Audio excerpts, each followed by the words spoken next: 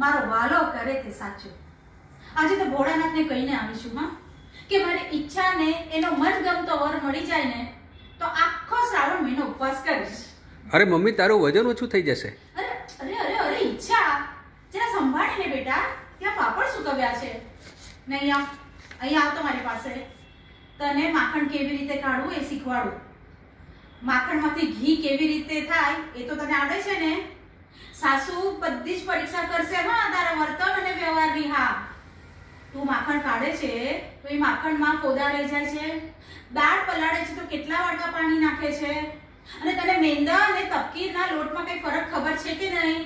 અરે મારી mother India, શાંત થા. હું કાલે સાસરે નથી જવાની, હજુ વાર છે.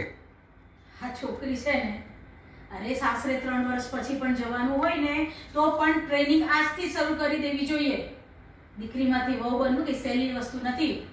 સમજણ શક્તિ, સહન શક્તિ, સ્નેહ ને અને શ્રીખંડ મમ્મી, શ્રીખંડ તો આપને. આ છોકરીને તો બધી જ રમત છે.